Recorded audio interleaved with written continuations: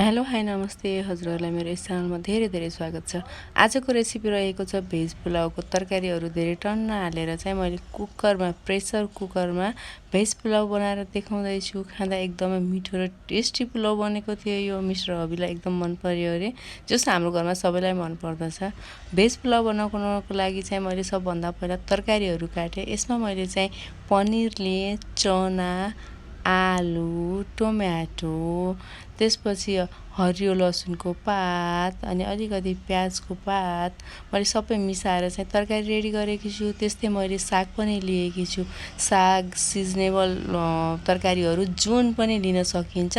हजुरलाई मनपर्ने, हजुरको बच्चाले जे खानुहुन्छ त्यो सबै हाल्दा हुन्छ। यसमा चाहिँ मैले चाहिँ यो हामीलाई चाहिने जति चामल चाहिँ भिजाएर राखेको छु। यो मैले घरमा डेली खाने चामललाई नै हो भिजाएकी।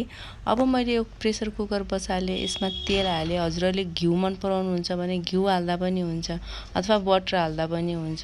आफूलाई कति चाहिन्छ, हामी चाहिँ त्यति धेरै तेल हाल्दैनौँ, तर हजुरहरूलाई अलिक धेरै ओइली खान मन लाग्छ भने त्यो अनुसार हाल्न सक्नुहुन्छ। अब मैले यसमा चाहिँ सबैभन्दा पहिला पनिरलाई फ्राई गर्दैछु। सेलो फ्राई गर्दैछु म पनिरलाई। यदि हजुरहरूलाई यत्तिकै फ्राई नगरेको पनिर मनपर्छ भने यत्तिकै पनि हाल्दा हुन्छ। मेरो छोराछोरीलाई चाहिँ यो सेलो फ्राई गरेको पनिर मनपर्ने भएको भएर चाहिँ मैले यसलाई हल्का फ्राई गर्दैछु। लगभग यो पनिर रेडी भइसकेको छ। अब यसलाई चाहिँ म निकालेर एउटा प्लेटमा राख्दैछु। हजुर योभन्दा धेरै ब्राउन गर्नु पर्दैन, यत्तिकै हाल्दा पनि हुन्छ। अब चाहिँ मैले यसमा पन्चफोरन फ्राई, पन्चफोरन मेरो घरको मैले आफैले नै बनाएकी हुँ। अब त्यस पछाडि मैले त्यसमा चाहिँ यो ड्राई स्पाइसेसहरू, ल्वाङ, अलिकति मरिच, स्टार फ्लावर, कार्डमम, त्यसपछि अलिकति मैले ठुलो इलायची र तेजपत्ता हालेर फ्राई हुन दिएँ। त्यसपछि मैले प्याज हालेर यसलाई मैले एकछिनसम्म चाहिँ फ्राई गरेँ। यसलाई धेरै कालो बनाइराख्नु पर्दैन, नर्मली फ्राई हजुरहरूले कतिको स्वाद मिठो मान्नुहुन्छ त्यो अनुसारले। अब मैले यसमा चाहिँ अरू तरकारीहरू सबै हालेँ। त्यसमा भएको चना, आलु, अनि त्यसपछि प्याज र लसुनको पात सबै चिज हालेर मजाले भुट्छु एकछिनसम्म। टमाटर चाहिँ मैले एकछिन पछि हाल्छु। यिनीहरूलाई मजाले चलाएर भुट्नु पर्दछ। नर्मली यसको टेस्ट मिठो आओस्, यो फ्राई भएको जस्तो होस् हैन। त्यसले गर्दा चाहिँ यसलाई एकछिनसम्म भुट्ने। लगभग अब यसमा मैले भुटिसकेपछि टमाटर पनि हालेँ। अब चाहिँ टमाटरको माथि म सधैँ नुन हाल्छु। त्यसले गर्दा टमाटर एकदम छिटो गल्ने हुन्छ। टमाटर गल्दैन भनेदेखि हजुरहरूले चाहिँ एकछिनसम्म नुन हालेर पकाउन सक्नुहुन्छ। मैले ढक्कन लगाएर पकाएँ एकछिन। यो सबै चिजहरू लगभग अब पाकिसकेको छ। अब यसमा मैले मसलाहरू एड गर्दैछु। यसमा मैले बेसार हालेँ, त्यस्तै यो जिरा धनियाँको धुला हो त्यो धुलो हालेँ। मजाले एकछिनसम्म चलाएँ। मैले सानो ग्यास बनाएकी छु। त्यसपछि हरियो खुर्सानी हालेँ।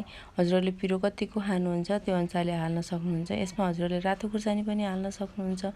एकछिन चलाइसकेपछि चाहिँ मैले मसला डढ्ला जस्तो भयो थियो, त्यही चौलानी पानी, चामल भिजाएर राखेको चौलानी पानी हालेर चाहिँ यिनीहरूलाई एकछिनसम्म चलाएँ।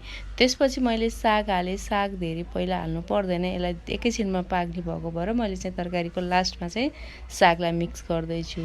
हजुरहरूले अरू कुनै मसलाहरू यसमा खानुहुन्छ भने त्यो पनि हाल्न सक्नुहुन्छ, तर एकदमै कम मसलामा चाहिँ यो पुलाउ बनाएर रेडी गर्न सकिन्छ। मैले चाहिँ तरकारीहरू पाकोस् भनेर छोप्दै पकाउँदै गरिराखेको छु। अब यो चाहिँ मैले काश्मिरी लाल मिर्च हालेँ। हामी धेरै पिरो खाँदैनौँ भनिसकेको छु, कलरको लागि हो। अब मैले पनिर पनि हालेँ अघि फ्राई गरेर राखेको। यसलाई चाहिँ म एकछिनसम्म मजाले चलाएर पकाउँछु। त्यसपछि अघि भिजाएर राखेको चामल हालेँ। त्यसपछि मजाले यसलाई चाहिँ एकछिनसम्म भुट्छु। एकछिनसम्म भुट्यो भने यो मसलाको स्वाद राइसमा आउँछ नि त, त्यही भएर चाहिँ मैले यसलाई मजाले भुट्छु। अब त्यसपछि यसमा मैले पानी हालेँ। मैले ठ्याक्कै 1 कप चामल हालेको छु भने मैले 1.5 कप जति पानी हालेको छु। 1/3 बढी पानी हालेको छु। हजुरहरूको चामल कति छ त्यो अनुसारले हजुरहरूले पानी हाल्न सक्नुहुनेछ। एकछिन चलाएपछि यसमा मैले गरम मसला हालेँ माथिबाट। यसले स्वाद एकदमै मिठो दिने भएको भएर एकचोटि यसलाई चलाएँ। त्यसपछि मैले प्रेसर कुकरको ढक्कन बन्द गरेँ। त्यसपछि यसलाई कम्तीमा पनि 2 देखि 3 विसल आउनेसम्म चाहिँ मैले यसलाई पकाउँछु। हामी चाहिँ यतिखेर ग्यासलाई हाई फ्लेममा राख्नुपर्छ। कुकरको सबै हावा उडेर सिटी गइसकेपछि मैले यसलाई चाहिँ खोले। हेर्नुहोस् त यस्तो मिठो, यस्तो healthy and tasty pulao ready भएको छ। यो पानीको मात्रा पनि एकदम ठिक्क भएको छ, यसको स्वाद पनि एकदमै मिठो भएको छ। मैले चलाएर देखाउँदैछु। एकदमै सजिलो तरिकाले एकदमै मिठो पुलाउ हामीले घरमा नै रेडी गर्न सक्दछौँ। त्यही भएर हजुरहरूले पनि यो पुलाउ हजुरले घर बनाउन सक्नुहुनेछ। तरकारी आफूलाई मनपर्ने हाल्न सक्नुहुनेछ। आजको भेजिटेबल पुलाउको रेसिपी हजुरहरूलाई कस्तो लाग्यो? यदि मन पर्यो भने लाइक गर्दैन नबिर्सिनुहोला, मिठो मिठो कमेन्ट राख्न नबिर्सिनुहोला। आजको भिडियो यति नै। भिडियो हेरिदिनु भयो धेरै धेरै धन्यवाद। अनि कोही नयाँ हुनुहुन्छ मेरो भिडियो हेर्दै हुनुहुन्छ भने चाहिँ प्लिज सब्सक्राइब गरिदिनु होला है।